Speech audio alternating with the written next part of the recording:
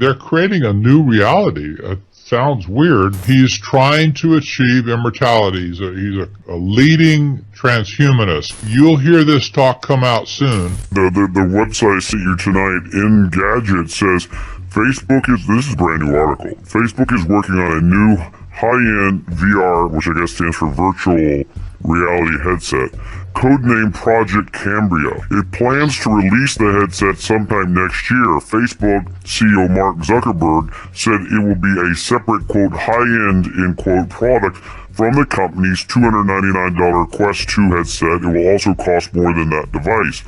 Cambria will include capabilities that currently aren't possible on the virtual reality headsets. New sensors in the device will allow your virtual avatar to maintain eye contact and reflect your facial expressions. The company says that's something that will allow people you're interacting with virtually to get a better sense of how you're feeling. Another focus of the headset will be mixed reality experiences with the help of new sensors and reconstruction algorithms. Facebook claims Cambria will have the capability to represent objects in the physical world with a sense of depth and perspective. You know, this is creepy, but it also makes me wonder, also when we start talking about the patents we've gone over with Karen Kingston, where you're getting something inside you, a nanotechnology that's emitting a sensor, it's emitting a signal, and you're coded. You've got a code now you've got an ID, and now they can see everybody that is coming in contact with each other. You wonder, is that going to be hooked to the internet? Then you think about the Great Reset, where they said you'll own nothing and love it. You'll own nothing and love it. Well, now they can sit at home and live their whole life virtually. It seems to all be falling right into place, does it not? To give you the scope of this, one developer said, we believe that the metaverse will be the place where all forms of entertainment and media eventually converge, a gateway where they could be consumed. We also believe that the metaverse will be an inherently social place where social media and online discussion groups might eventually migrate as well. This is exactly what Mark Zuckerberg has in mind, taking the whole Facebook experience with over 1 billion people around the world and driving them all into the metaverse world, where all social media contacts will happen within that artificial reality. The problem is your mind cannot distinguish. It gets rewired. You can't distinguish between their reality and real reality. I don't think this is about just sitting in front of a gigantic iMac screen. This is about putting on special glasses that will give you a 3D 180 degree, or 360 degree feel to be able to move, turn. You will be living in that world. I don't know if eventually you'll put on gloves or what you'll put on, but you will actually be able, as I understand it, you'll be able to feel as though you're actually in that world. Yes. It's kind of like watching those movies like the Scrooge movie with Jim Carrey a few years ago. If anyone watched how they made that movie, they put on a suit, right?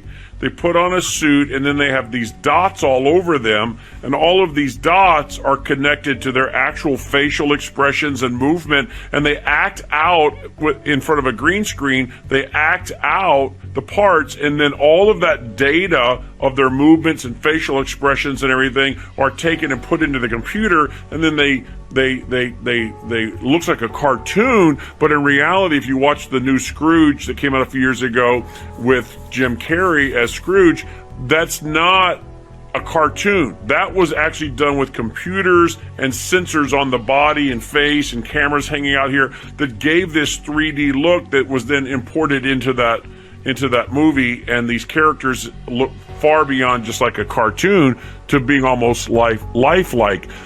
I would think this kind of technology it comes into play here when you now take yourself and put yourself physically into the virtual world. Am I tracking right?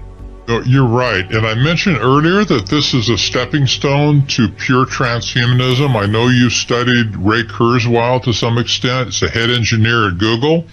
He doesn't need to work, but he's there because he has the resources of Google, and he's the creator of Singularity University. He's trying to achieve immortality. He's a leading transhumanist. So you would load your brain up to the internet, and he would hope to live. He would hope to live forever in the metaverse world. You got it. That's exactly the connection here, and that's exactly where they're driving this technology. You'll hear this talk come out soon, that they now believe that they can download somebody's life experience, whether it's their soul or their brain, whatever, they can get enough data loaded into the metaverse where they can generate a person in the metaverse that will act independently of anybody outside the metaverse as if it were that person. Okay, so Ray Kurzweil may well be able to achieve his dream of resurrecting his father by taking all that information, creating an avatar for his father. His father can now act and interact and respond with people inside the metaverse. He'll never get out, but inside the metaverse, he can be alive. Anything will go. There will be no monitors. It'll be like the Wild West in a sense. Do anything. If it feels good, doesn't matter. You can go ahead and do it. And if people are being conditioned already to not go to work, get a check, well, and if you don't own anything, you're going to be happy, and you're getting a check, what are you going to sit around and do all day? You'll go out and explore the world and do whatever your heart desires through the metaverse world. That's exactly right. And, somebody can sit at home, and this is one of the selling points. Somebody can sit at home, for instance, and visit the Louvre, just like you're there. You've got the plane ticket, the passport, you went there, you flew there, and you're going through looking at the paintings in the Louvre, and, you're looking up and you're looking left and right and stuff. It'll be just like you're really there. And you remember, I'm sure, the game that Google launched some years ago called Pokemon Go, where hordes of people were walking around with their smartphone in front of their face looking for Pokemon, where it would appear on their screen right in their own environment. In other words, the camera would take a picture of what's in front of you, but all of a sudden an icon would pop up as if it were there. It's just a cartoon character with Pokemon. And so they push a button and they capture that little gremlin, that little Pokemon. Well, this is a blending of real reality into the virtual reality world. And you're going to see this figure very prominently within the metaverse world as well, where you will have a blended reality where you will see things in your own room, your own house, whatever, but other things will be appearing to you as if they were real, but they're not. So somebody might come over to visit you, for instance, from 2,000 miles away, and there they are sitting in your living room couch.